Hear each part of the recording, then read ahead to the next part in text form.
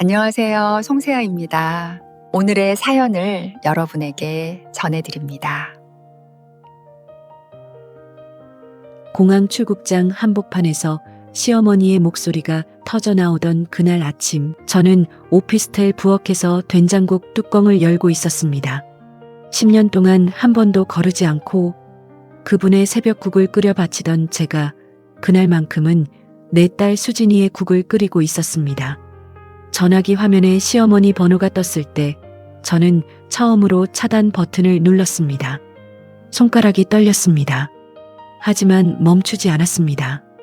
저는 착한 며느리로 10년 동안 숨죽이며 살았습니다. 시집온 첫날부터 새벽 5시에 일어났습니다. 시어머니가 좋아하는 콩나물은 줄기가 굵은 것으로 골라 뿌리를 하나씩 잘랐고 남편의 양복은 매일 아침 솔로 먼지를 털어 옷걸이에 걸었습니다. 명절이면 사흘 전부터 부엌에 서서 전을 부쳤고 시어머니 생신이면 한 달 전부터 차림표를 받아 적어두었습니다. 병원 동행, 제사 준비, 친척 경조사 챙기기. 남편이 해야 할 일의 절반을 제가 대신했습니다. 그것이 이 집 며느리로 사는 방식이었고 저는 그 방식을 한 번도 의심하지 않았습니다. 이혼 서류에 도장을 찍은 지 사흘째 되던 아침이었습니다. 시어머니는 칠순 잔치를 겸해 해외여행을 떠나려고 공항 체크인 카운터 앞에 서 있었습니다. 그런데 탑승 수속 직원이 말했습니다. 고객님, 이 항공권은 결제 카드 정지로 자동 취소 처리되었습니다. 그 순간 시어머니는 카운터를 박차고 제 번호를 눌렀습니다. 주변 여행객들이 힐끔힐끔 돌아보았지만 그분은 눈 하나 깜짝하지 않았습니다. 10년 동안 며느리 뺨을 때리고 생활비를 움켜쥐고 손녀딸까지 무기로 삼아온 분이었으니까요.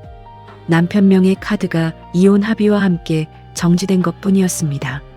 시어머니의 항공권도 칠순 여행 호텔도 면세점 예약도 그 카드로 결제된 것들이었습니다. 제가 한 일은 아무것도 없었습니다.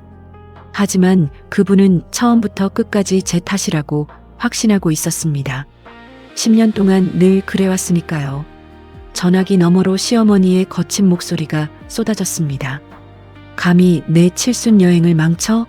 스피커를 타고 흘러나오는 그 목소리가 오피스텔 부엌을 가득 채웠습니다. 10년 동안 들어온 그 목소리였습니다. 장을 보다가도 밥을 짓다가도 잠결에도 그 목소리가 들리면 반사적으로 몸이 굳어들던 목소리였습니다. 저는 창밖을 바라봤습니다. 오피스텔 3층에서 내려다 보이는 좁은 골목에 아침 햇살이 비치고 있었습니다. 저는 짧게 말했습니다. 아줌마, 누구한테 소리를 지르시는 거죠? 그리고 차단 버튼을 눌렀습니다. 그때까지만 해도 시어머니는 몰랐습니다. 제가 왜 떠났는지, 무엇을 가지고 떠났는지, 그리고 지금 무엇을 준비하고 있는지 말입니다. 취소된 것은 항공권이 아니었습니다. 10년 동안 거짓과 폭력 위에 세워진 이 가족의 성이 조용히 무너지기 시작하고 있었습니다. 수진이의 베개 옆에는 학교 가방이 열린 채 놓여 있었고 교과서 사이로 구겨진 전학 서류가 끼워져 있었습니다. 16살짜리 아이가 학기 중간에 학교를 옮겨야 하는 현실이 이 집안이 제 수진이에게 남긴 상처였습니다. 저는 소리가 나지 않도록 아이 방문을 닫았습니다. 된장국이 끓기 시작할 무렵 아이가 눈을 비비며 방에서 나왔습니다. 부스스한 머리카락 사이로 보이는 눈이 어젯밤 울었던 흔적을 고스란히 담고 있었습니다. 엄마, 또 할머니였어? 저는 고개를 끄덕였습니다. 그리고 막 데운 따뜻한 국을 수진이 앞에 놓아주면서 조용히 앉아 밥 먹어. 수진이는 의자에 앉으면서도 제 얼굴을 살폈습니다. 제가 울고 있는지 확인하려는 눈빛이었습니다. 16살 아이가 엄마의 표정을 읽는데 익숙하다는 것. 그것이 이 가족의 10년이었습니다. 저는 울지 않았습니다.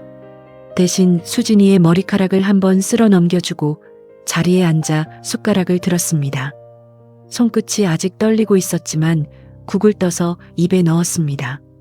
뜨거운 국물이 목을 타고 내려갔습니다. 창밖으로 아침 햇살이 비쳐 들어왔습니다. 고함도 눈치도 시어머니의 잔소리도 없는 아침. 18평짜리 좁은 오피스텔이었지만 그날 아침 이 식탁만큼은 조용했습니다. 저는 국을 한 그릇 더 떠오며 생각했습니다. 10년 동안 남의 집에서 살았구나. 내 밥을 내 식탁에서 먹는 게 이렇게 조용한 일이었구나. 눈시울이 뜨거워졌지만 참았습니다. 오늘만큼은 눈물 대신 밥을 삼키기로 했습니다. 그것이 저의 새로운 첫날이었습니다. 그런데 그날 제가 우연히 발견한 것이 모든 것을 바꿔놓았습니다. 냉장고 옆 좁은 틈에 끼워져 있던 이삿짐 상자 하나, 뚜껑에 검정 테이프가 칭칭 감긴 남편 글씨로 서재라고 적힌 그 상자가 열리는 순간 저는 이 싸움이 단순한 이혼이 아니었음을 처음으로 깨달았습니다. 시어머니는 69이었습니다. 강남 아파트에 살면서 매달 둘째 주 화요일 계모임을 열었고 12명의 부인들이 모이는 그 자리에서 며느리 이야기를 빠뜨린 적이 없었습니다. 살림을 못한다. 시부모 모실 줄 모른다. 친정이 변변치 않다. 제 친정 아버지가 작은 인쇄소를 운영하고 있었는데 시어머니는 그것을 두고 기름때 묻은 집안이라고 했습니다. 그 말은 계모임을 통해 동네 전체로 퍼졌고 저는 아파트 엘리베이터에서 이웃 주민과 눈이 마주칠 때마다 고개를 숙여야 했습니다. 겉으로는 아들을 위해 헌신하는 어머니였습니다. 며느리가 불평하면 아들 편을 들었고 며느리가 아프면 꾀병이라고 했습니다.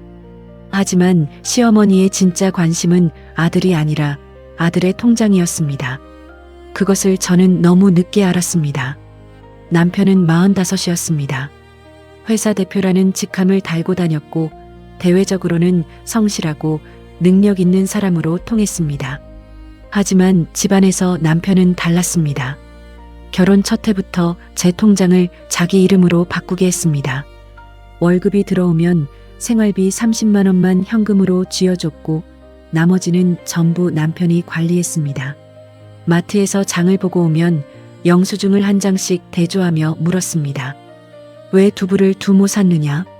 과일은 누가 사라고 했느냐? 저는 2,000원짜리 사과 한 봉지를 사면서도 눈치를 봐야 했습니다. 카드는 더 심했습니다. 남편은 저에게 가족카드 하나를 주었는데 사용 내역이 실시간으로 남편 휴대전화에 뜨도록 설정해 두었습니다. 카페에서 커피 한 잔을 마시면 5분 안에 문자가 왔습니다. 누구 만났느냐? 왜 그 동네에 있느냐? 커피 한 잔이 신문의 시작이었습니다. 그래서 저는 어느 순간부터 카드를 쓰지 않게 되었습니다. 생활비 30만 원 안에서 모든 걸 해결했고 친구를 만나는 일도 점점 줄였습니다. 수진이는 그 모든 것을 보며 자랐습니다. 시어머니가 시험 점수 하나로 아이를 흔들었고 남편이 식탁에서 영수증을 검사하는 것을 보았으며 엄마가 언제나 고개를 숙이는 것을 보았습니다. 16살 아이의 눈안에 쌓인 그 시간들이 제가 결국 자리를 박차고 일어선 이유였습니다. 저는 3년 전부터 기록을 시작했습니다. 아무것도 믿지 못하는 집안에서 제가 믿을 수 있는 것은 날짜가 찍힌 종이뿐이었습니다. 진단서 한 장, 문자 메시지 캡처 한 장, 카드 해지 통보서 한 장. 침대 및 낡은 파일 속에 하나씩 쌓여간 그 종이들이 나중에 저를 지켜줄 것이라는 예감이 있었습니다. 하지만 이 집에서 어떤 일이 벌어지고 있었는지 그 진짜 규모를 저는 아직 알지 못하고 있었습니다. 불길한 냄새는 이미 오래전부터 났지만 그 냄새의 정체를 확인하는 것이 이렇게나 두려웠습니다. 균열의 시작은 사소했습니다. 시장에서였습니다. 시어머니를 모시고 재래시장에 갔던 날이었는데 시어머니가 전복을 고르는 동안 저는 시장 한쪽 구석에 쪼그리고 앉아있는 남매를 보았습니다. 5살쯤 되어 보이는 오빠와 서너 살쯤 된 여동생이었습니다. 오빠가 여동생의 콧물을 소매로 닦아주고 있었는데 두 아이 모두 입술이 하얗게 말라 있었습니다. 저는 바로 옆 분식집에서 김밥 2줄을 사서 아이들에게 건넸습니다. 오빠가 김밥을 받아들고 고개를 꾸벅 숙이는 걸 보면서 저는 잠깐이나마 마음이 따뜻해졌습니다. 그 따뜻함은 30초를 넘기지 못했습니다. 시어머니가 전복 봉투를 든 채 뒤에서 있었습니다. 돌아섰을 때 시어머니의 얼굴은 이미 새빨갛게 달아올라 있었습니다. 시장 한복판에서 시어머니의 손바닥이 제 왼쪽 뺨을 때렸습니다. 마른 손바닥이었지만 뼈가 울릴 만큼 세게 맞았습니다. 저는 비틀거리면서 좌판대에 팔목을 부딪혔습니다. 남의 자식한테 줄 돈이 있으면 내 아들 양복값이나 보태. 시어머니는 이를 악물고 말했습니다. 주변 상인들이 고개를 돌렸지만 아무도 끼어들지 않았습니다. 그날 저녁 남편에게 시장에서 있었던 일을 말했습니다. 한마디쯤은 해줄 거라고 기대했습니다. 하지만 남편은 소파에 비스듬히 기댄 채 저를 올려다보지도 않았습니다. 내가 엄마 화나게 한 거잖아. 사과해. 그 말을 듣는 순간 제 안에서 무언가가 꺼졌습니다. 분노도 아니고 슬픔도 아닌 그냥 꺼지는 느낌이었습니다. 촛불이 바람에 날려 사라지듯 사람에게 무언가를 기대하는 마음이 완전히 식어버렸습니다. 하지만 저는 그때도 스스로를 의심했습니다. 설마 내가 너무 예민한 건 아닐까? 누구네 집이나 이런 일쯤은 있는 거 아닐까? 시어머니도 나름의 방식으로 아들을 걱정하는 거 아닐까? 그렇게 속으로 상대를 변호하며 쌓여가는 이상함에 눈을 감으려 했습니다. 그러나 이상함은 반복되었고 반복될수록 더 이상 외면할 수 없어졌습니다. 시어머니는 수진이가 시험에서 한 문제라도 틀리면 전화를 걸어왔습니다. 엄마를 닮아서 머리가 나쁜 거라고. 내 엄마처럼 살고 싶으면 계속 그렇게 놀아라. 12살짜리 아이에게 그런 말을 서슴없이 하는 할머니였습니다. 저는 그 전화를 받은 날 밤 수진이 방 앞에서 한참을 서 있었습니다. 문 안쪽이 조용했습니다. 울지도 않는 조용함이 오히려 더 무서웠습니다. 이상함이 확신으로 바뀐 건 이혼 합의가 시작되고 나서였습니다. 남편 쪽 변호사를 통해 저는 남편이 제 정신과 기록을 양육권 소송에 쓸 계획이라는 것을 알게 되었습니다. 수진이가 초등학교에 들어갈 무렵 극심한 스트레스로 잠을 이루지 못해 석 달 동안 상담을 받은 기록이었습니다. 의사는 가벼운 적응 장애라고 했고 약도 처방하지 않았습니다. 그런데 남편은 그 기록을 아내가 아이를 키울 자격이 없는 사람이라고 법정에서 주장할 계획을 세우고 있었던 것이었습니다. 그 순간 등골이 서늘해졌습니다. 10년 동안 이 사람들 옆에서 무엇을 보아왔는지 진짜 싸움이 지금 시작되고 있다는 것을 저는 그제야 온몸으로 실감했습니다. 수진이를 학교에 보낸 뒤 저는 부엌 불을 켜고 냉장고 옆에 끼워져 있던 이삿짐 상자 앞에 앉았습니다. 검정 테이프가 칭칭 감긴 그 상자 뚜껑에 남편 글씨로 서재라고 적혀 있었습니다. 이혼 당일 남편이 직접 현관에 내놓은 짐이었습니다. 제 개인 물건이 아닌 것들도 섞여 있을 수 있다는 생각에 그동안 열어보지 않았던 것이었습니다. 저는 가위로 테이프를 잘랐습니다. 상자 안에는 오래된 책 몇 권과 메모장, 그리고 바닥에 녹슨 철제 서류함이 하나 들어 있었습니다. 잠금 장치가 달려 있었지만 열쇠는 없었습니다. 결혼 10년 동안 저는 남편의 서재에 발을 들여놓는 것조차 허락받지 못했습니다. 잠금 장치는 생각보다 허술했습니다. 볼펜 끝으로 몇 번 비틀자 딸깍 소리와 함께 뚜껑이 열렸습니다. 안에는 서류 봉투 3개가 겹겹이 쌓여 있었습니다.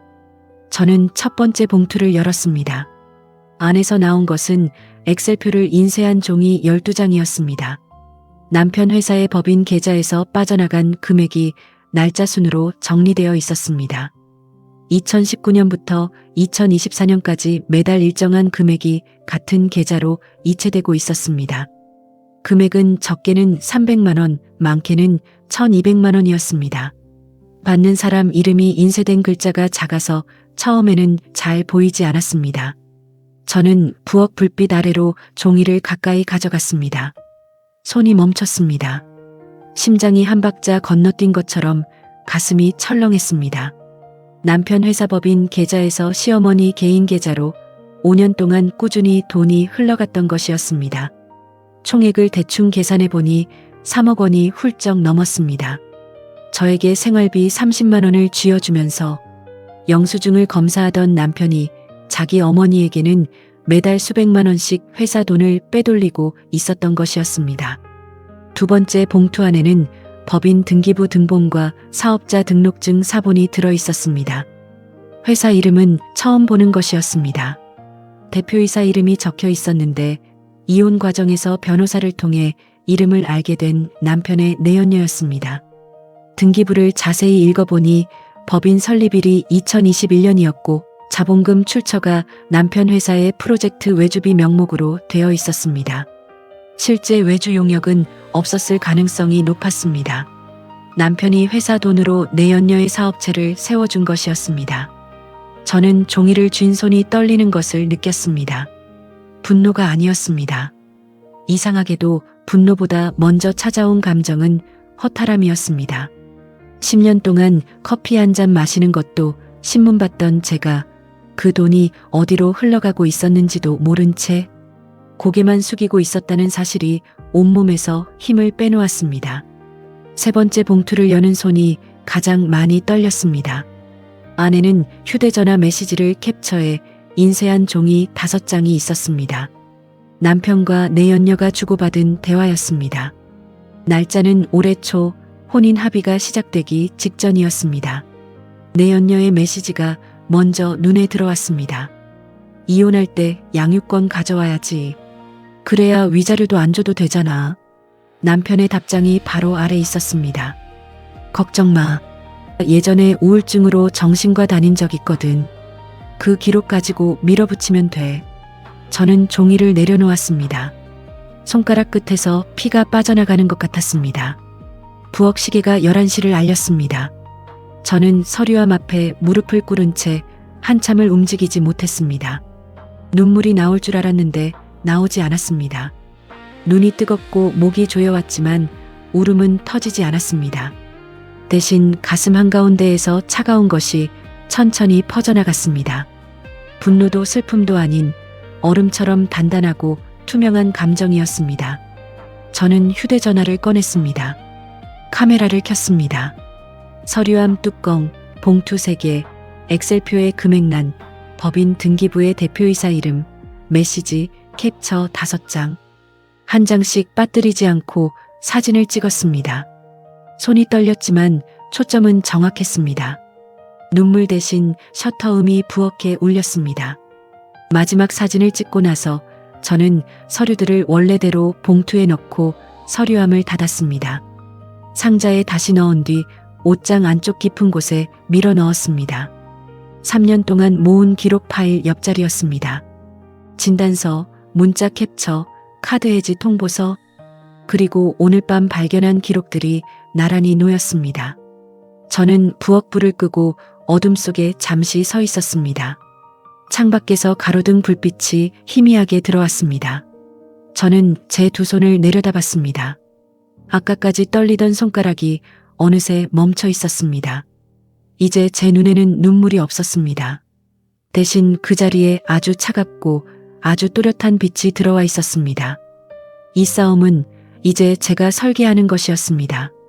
며칠 뒤에 더 큰 충격이 찾아왔습니다. 4년 전 놀이공원에서 아르바이트를 하던 청년이 찾아온 것이었습니다.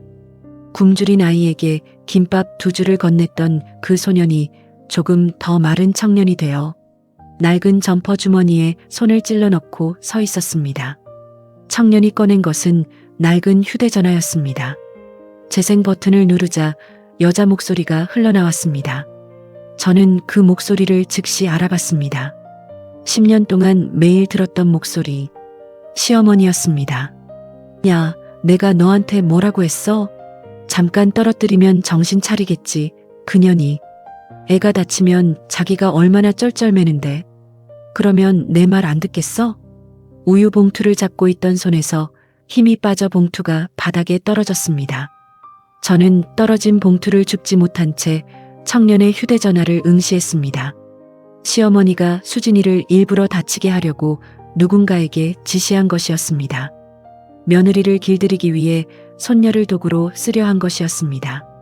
4년 전 그 놀이공원에서 수진이에게 아무 일도 일어나지 않은 건 순전히 운이었습니다.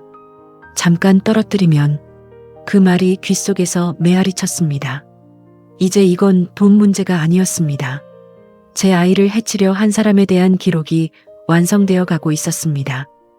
저는 변호사를 찾아갔습니다. 이혼 과정에서 법원 복도에 앉아 있을 때 옆자리에서 서류를 넘기던 중년 여성이 말없이 건네준 명함이었습니다. 그 여성은 아무것도 묻지 않고 그저 명함 한 장을 무릎 위에 올려놓으며 말했습니다. 혹시 나중에 필요하면 연락하세요.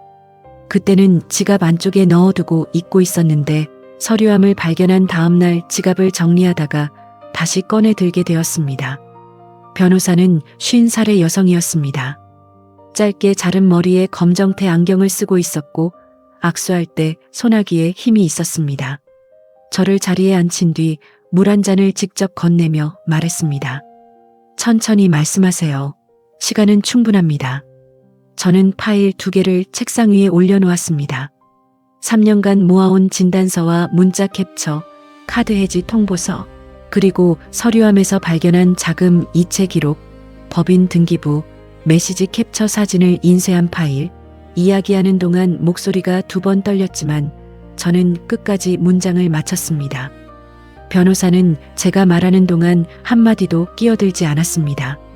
서류를 한 장씩 넘기면서 볼펜으로 옆에 메모를 적었습니다. 제 이야기가 끝난 뒤에도 한동안 서류를 들여다보았습니다. 마침내 안경을 벗고 저를 바라봤습니다. 이 서류들 진짜입니다. 법인 계좌에서 개인 계좌로의 반복 이체, 페이퍼 법인 설립 정황, 양육권 관련 사전모의 메시지, 이 정도면 업무상 횡령과 배임으로 형사고발이 가능해요. 형사고발. 그 단어가 가슴에 닿았을 때 기대보다 두려움이 먼저 밀려왔습니다. 고발이라는 건 곧 남편과 정면으로 부딪힌다는 뜻이었습니다. 10년 동안 피해왔던 정면 충돌이었습니다. 변호사가 제 표정을 읽었는지 목소리를 한 톤 낮추었습니다. 다만 지금 바로 고발하는 건 전략적으로 좋지 않습니다. 상대방이 증거를 인멸할 시간을 줄 수 있어요. 먼저 자금 흐름을 완전히 추적하고 법인 실체를 확인한 다음에 움직여야 합니다. 변호사는 화이트보드 앞에 서서 마커를 집었습니다. 보드 한가운데 남편 이름을 쓰고 그 아래로 선을 그어 시어머니와 내연녀 이름을 적었습니다. 그리고 각각의 이름 옆에 계좌, 법인, 부동산이라고 적었습니다. 돈은 흔적을 남깁니다. 우리가 추적해야 할 건 3갈래예요. 시어머니 계좌로 간 돈이 어디에 쓰였는지, 내연녀 법인이 실제로 사업을 한 적이 있는지, 남편 회사 법인에 빠져나간 돈이 더 있는지. 변호사가 기업조사 전문가를 소개해 주었습니다. 법인 회계와 자금 세탁 추적 전문이라고 했습니다. 변호사가 자리에 앉으며 마지막으로 말했습니다. 오늘부터 한 가지만 기억하세요. 이제부터는 감정 금지입니다. 분노도 슬픔도 불쌍함도 전부 내려놓으셔야 해요. 감정은 판단을 흐리고 흐린 판단은 증거를 놓칩니다. 우리가 할 일은 감정이 아니라 절차예요. 저는 변호사의 눈을 똑바로 바라봤습니다. 10년 동안 누군가의 눈을 이렇게 정면으로 마주한 적이 없었습니다. 늘 고개를 숙이고 시선을 피하고 입을 다물었습니다. 하지만 오늘 이 사무실에서 저는 처음으로 자기 편인 사람의 눈을 마주하고 있었습니다. 네, 절차대로 가겠습니다. 일주일 뒤 기업조사 전문가가 첫 보고를 가져왔습니다. 그의 첫 마디는 짧았습니다. 법인이 하나가 아닙니다. 화면에는 법인 등기 정보가 3건 나란히 정리되어 있었습니다. 제가 서류함에서 발견한 내연녀 명의 법인은 그중 하나에 불과했습니다. 나머지 2개의 법인은 전혀 다른 이름으로 등록되어 있었습니다. 하나는 인테리어 컨설팅 업체였고 다른 하나는 부동산 관리 회사였는데 대표이사가 시어머니의 친동생이었습니다. 자금 흐름도가 화면에 펼쳐졌습니다. 남편 회사 법인 계좌에서 출발한 돈이 3갈래로 갈라져 법인들로 흘러들어가고 거기서 다시 시어머니의 개인 계좌와 내연녀의 개인 계좌로 모이는 구조였습니다. 돈이 여러 법인을 거치면서 출처가 흐려지도록 설계된 것이었습니다. 전형적인 자금 세탁 구조였습니다. 총액은 얼마나 됩니까? 현재까지 추적된 금액만 7억 3천만 원입니다. 아직 확인 안 된 거래가 더 있을 수 있어요. 저는 의자 등받이에 등을 기댔습니다. 7억 3천만 원. 제가 한 달에 30만 원으로 살림하면서 사과 한 봉지 사는데도 눈치를 보던 그 시간 동안 빠져나간 돈이었습니다. 손가락 끝이 차가워졌습니다. 분노가 치밀어 올랐지만 변호사가 말한 감정 금지라는 원칙을 떠올리며 주먹을 풀었습니다. 조사 전문가가 보고를 이어갔습니다. 남편이 현재 추진하고 있는 도시 재생 프로젝트가 있었습니다. 이달 말에 대형 투자사들과 계약식이 예정되어 있었고 투자자뿐 아니라 지역 정치인과 언론까지 초청한 행사였습니다. 이 프로젝트의 하청 구조에도 같은 페이퍼 법인들이 들어가 있었습니다. 계약식 전에 자금 흐름 보고서를 완성할 수 있다고 했습니다. 변호사가 화이트보드에 새로운 메모를 적었습니다. 계약식 날짜, 투자사 이름, 초청 인사 목록, 보드 위에 그림이 점점 넓어지고 있었습니다. 그때 아버지의 인쇄소에서 아버지가 남겨둔 봉투를 발견했습니다. 유품 정리를 하러 갔다가 책상 서랍에서 꺼낸 갈색 봉투 위에 아버지 글씨로 딸에게라고 적혀 있었습니다. 삐뚤하지만 또박또박 힘을 주어 쓴 글씨. 인쇄소 일에 절여진 굵은 손가락이 펜을 쥐고 한 자씩 눌러 쓴 것이 느껴졌습니다. 시어머니가 기름때 묻은 집안이라고 비웃던 바로 그 손이었습니다. 봉투 안에는 서류 2장과 메모지 1장이 있었습니다. 첫 번째 서류는 신탁 계약서였습니다. 두 번째 서류는 주식 지분 증서였는데 회사 이름을 읽다가 숨이 멎는 것 같았습니다. 남편의 도시 재생 프로젝트에 가장 큰 금액을 투자하기로 한 후원사. 바로 그 회사의 지분이 이 증서에 적혀 있었습니다. 지분율을 찾아 종이 위를 달렸습니다. 후원사 전체 지분의 12%가 아버지의 신탁을 통해 제 이름으로 등록되어 있었습니다. 저는 종이를 두 손으로 움켜쥐었습니다. 손가락이 종이를 구기고 있었지만 멈출 수가 없었습니다. 메모지를 펼쳤습니다. 아버지의 글씨가 세 줄 적혀 있었습니다. 딸아, 이건 내 외할머니가 돌아가시기 전에 물려받은 거란다. 내가 필요할 때 쓰거라. 그리고 무슨 일이 있어도 끝까지 기록해라. 제가 수진이에게 했던 말과 같은 말이었습니다. 아버지가 먼저 남긴 말이었던 것이었습니다. 저는 비닐 장갑을 낀 채로 눈물을 닦았더니 장갑에서 잉크 냄새가 났습니다. 변호사는 신탁계약서와 지분증서를 3번째 읽고 난 뒤 조용히 입을 열었습니다. 이 지분이 진짜라면 상황이 완전히 달라집니다. 신탁 등록이 살아있어요. 이분 명의로 12% 지분이 유효합니다. 남편은 이 사실을 모르고 있을 겁니다. 이혼 과정에서 재산분할 목록에 이 지분은 포함되지 않았어요. 신탁이라 공개 주주 명부에도 뜨지 않거든요. 저는 화이트보드를 올려다 봤습니다. 남편 이름 아래에 있던 후원사 이름 옆에 굵은 선이 그어지고 제 이름이 적혔습니다. 화이트보드 위의 구도가 완전히 바뀌었습니다. 저는 더 이상 돈도 힘도 없는 이혼녀가 아니었습니다. 남편이 목을 메고 있는 프로젝트의 후원사에 제 이름이 박혀 있었습니다. 변호사가 마커를 내려놓으며 말했습니다. 판을 바꾸는 정도가 아닙니다.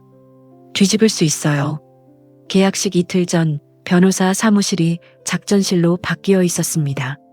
화이트보드는 2개로 늘었고 하나에는 자금 흐름도와 증거 목록이, 다른 하나에는 계약식 당일 시간표가 빼곡히 적혀 있었습니다. 책상 위에는 서류 봉투 6개가 번호 순서대로 놓여 있었습니다. 변호사가 계획을 설명했습니다. 29일 당일 3단계로 움직입니다. 첫 번째 단계는 오후 2시 반 프로젝트 발표가 끝난 직후 제가 후원사 주주 자격으로 발언권을 요청하는 것이었습니다. 후원사 지분 보유자에게는 주주 발언권이 보장되어 있었기 때문에 남편 쪽에서 거부할 수 없었습니다. 두 번째 단계는 제 발언이 시작된 직후 조사 전문가가 준비한 자금 유용 보고서를 행사장 대형 화면에 띄우는 것이었습니다. 세 번째 단계는 변호사가 미리 접수해둔 형사고발장이 효력을 발휘하는 것이었습니다. 수사관이 행사장에 대기하기로 되어 있었습니다. 직접 발언은 제가 해야 했습니다. 변호사가 대신 읽으면 힘이 반으로 줄어요. 직접 겪은 사람의 목소리가 가장 셉니다. 저는 입술을 깨물었습니다. 수백 명 앞에 선다는 것, 10년 동안 자기 목소리를 숨기고 살았던 사람이 마이크를 잡는다는 것, 상상만으로도 손바닥에 땀이 배었습니다. 그날 밤 저는 아버지 인쇄소 앞에 들렀습니다. 셔터는 내려져 있었습니다. 저는 셔터를 올리지 않고 그 앞에 서서 철판에 손을 댔습니다. 차가운 철의 감촉이 손바닥에 닿았습니다.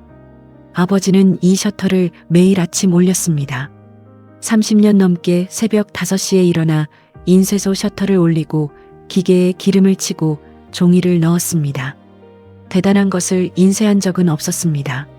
하지만 한 번도 셔터를 올리지 않은 날이 없었습니다.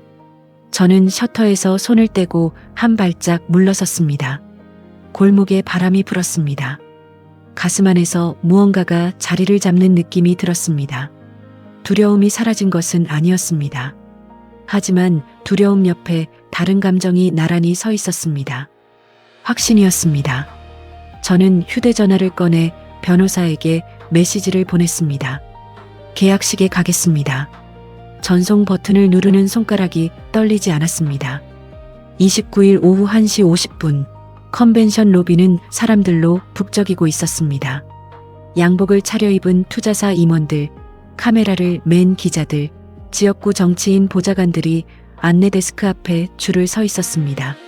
로비 한쪽 대형 현수막에는 도시 재생 프로젝트 계약식이라는 글씨가 크게 적혀 있었고 그 아래에 남편 회사의 로고가 박혀 있었습니다.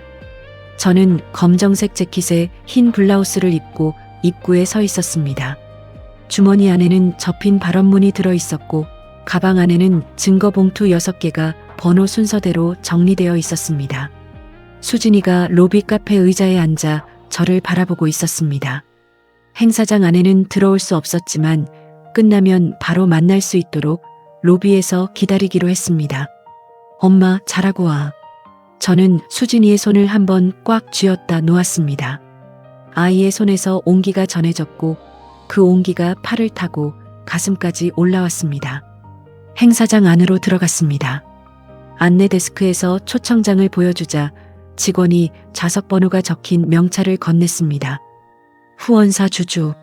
저는 명찰을 재킷에 달고 자리를 찾아갔습니다.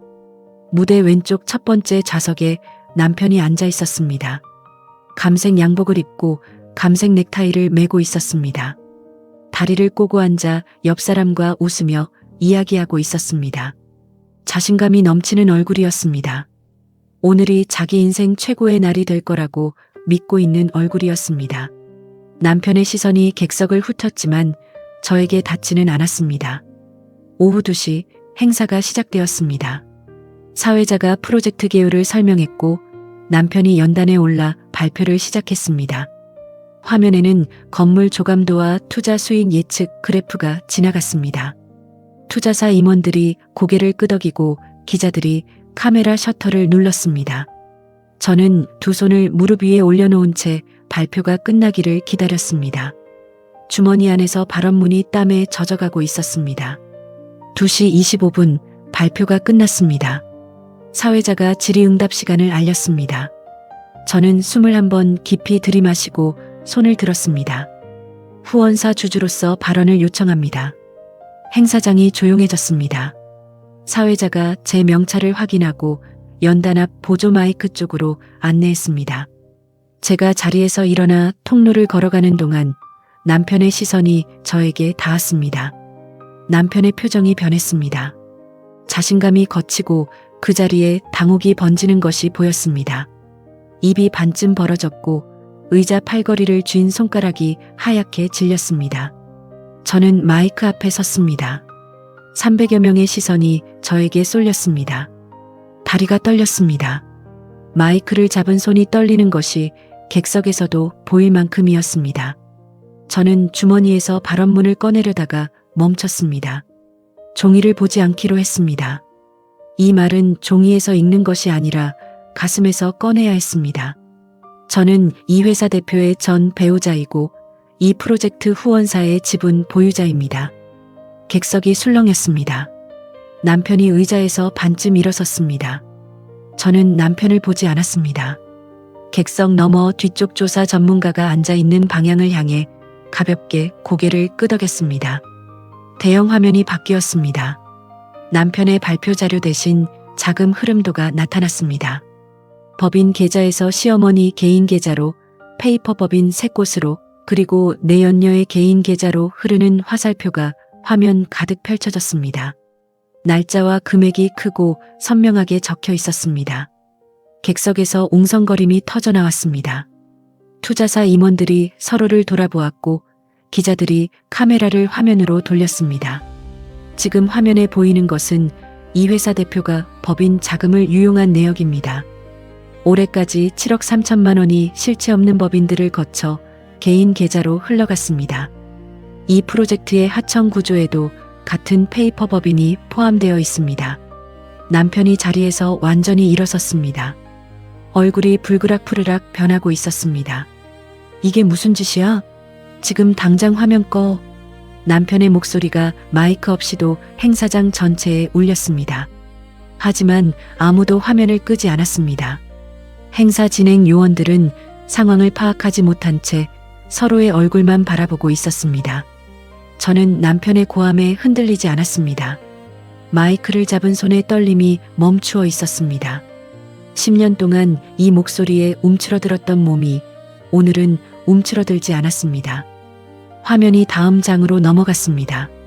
시어머니 계좌 입출금 내역이 나타났습니다.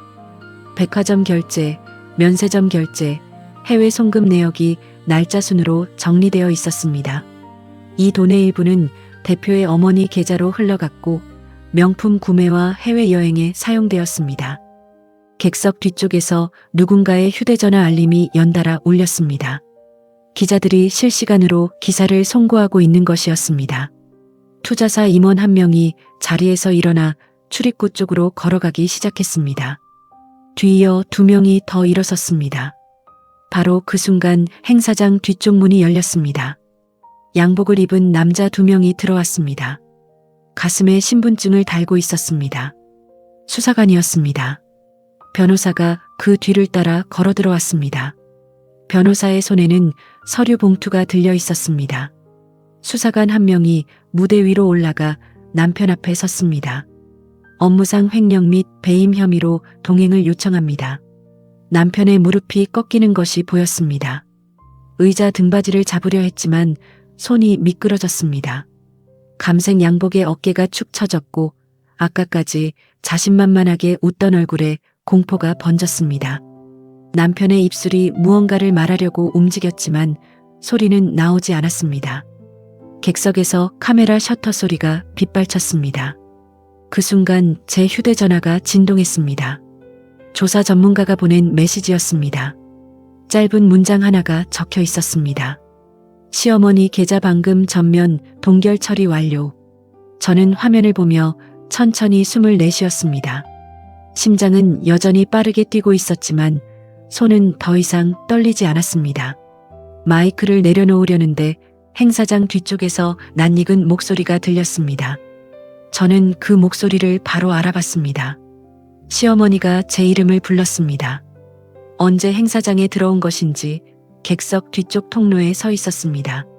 캐시미어 코트를 입고 있었지만 얼굴은 하얗게 질려 있었습니다. 아들이 수사관에게 둘러싸인 것을 본 것이었습니다. 시어머니의 손이 허공을 더듬고 있었고 입술이 파르르 떨리고 있었습니다. 시어머니가 통로를 따라 앞으로 걸어왔습니다. 기자들의 카메라가 시어머니를 향해 돌아갔습니다. 시어머니는 카메라를 인식하지 못하는 듯 비틀거리는 걸음으로 제 앞까지 왔습니다. 그리고 무릎이 꺾이듯 바닥에 주저앉았습니다. 살려줘. 나한테 이러지 마. 시어머니의 목소리가 갈라져 있었습니다. 개모임에서 며느리를 조롱하던 그 크고 날카로운 목소리가 아니었습니다. 시장 한복판에서 제 뺨을 때리던 그 거침없는 손이 지금은 허공을 움켜쥐고 있었습니다. 저를 내려다보듯 살아온 69살의 여자가 300명 앞에서 바닥에 무릎을 꿇고 있었습니다. 저는 시어머니를 내려다봤습니다. 10년 동안 이분 앞에서 고개를 숙이고 살았습니다. 뺨을 맞고 기름때 묻은 집안이라는 말을 듣고 손녀딸까지 이용하는 것을 견뎠습니다. 손녀를 일부러 떨어뜨리라고 누군가에게 지시까지 했습니다. 이 순간 시어머니의 얼굴을 내려다보면서 저는 제 안에서 올라오는 감정의 온도를 확인했습니다. 복수의 쾌감이 아니었습니다. 분노의 불길도 아니었습니다. 저는 입을 열었습니다. 10년 전 시장에서 제 뺨을 때리셨죠? 저는 똑같은 사람이 되지는 않을 겁니다. 다만 법이 모든 걸 처리할 겁니다. 시어머니의 눈이 커졌습니다. 용서를 기대한 눈이었지만 돌아온 것은 용서도 복수도 아닌 거절이었습니다. 저는 시어머니에게 손을 내밀지 않았습니다. 돌아서서 마이크를 내려놓고 무대를 내려왔습니다. 행사장이 소란에 휩싸여 있었습니다. 투자사 임원들이 전화를 붙잡고 있었고 기자들이 남편과 수사관 주변으로 몰려들고 있었습니다. 남편은 수사관 2명 사이에서 고개를 숙인 채 출구로 향하고 있었습니다. 감색 양복의 뒷모습이 점점 작아지다가 행사장 문 너머로 사라졌습니다. 저는 뒤를 돌아보지 않았습니다. 객석 사이 통로를 지나 로비로 나갔습니다. 로비 카페 의자에서 수진이가 일어서고 있었습니다. 아이의 얼굴에 눈물이 흐르고 있었는데 입꼬리는 올라가 있었습니다. 울면서 웃고 있는 얼굴이었습니다. 저는 수진이에게 걸어가 2팔로 안았습니다. 아이의 심장 소리가 제 가슴에 닿았습니다. 로비의 유리창으로 오후 햇살이 쏟아지고 있었습니다. 행사장 안에서 여전히 소란이 들려왔지만 제 귀에는 수진이의 심장 소리만 들렸습니다. 그날 이후 저와 수진이는 가끔 된장국을 끓여 먹습니다. 누구의 눈치도 보지 않는 식탁에서 숟가락 소리만 고요하게 울렸습니다. 매사에 기록하는 습관을 가져라. 아버지가 남긴 그 한 줄이 결국 저를 살려냈습니다. 혹시 지금 이 순간에도 참고만 계신 분이 있다면 스스로 한번 깊게 생각해 보시길 바랍니다. 오늘 이야기가 당신의 마음 한쪽에 조용히 남았기를 바랍니다. 우리는 모두 괜찮은 척하지만 마음속으로는 저마다의 시간을 견디고 있으니까요. 오늘 하루도 충분히 잘 해내셨습니다. 저는 송세아였습니다. 감사합니다.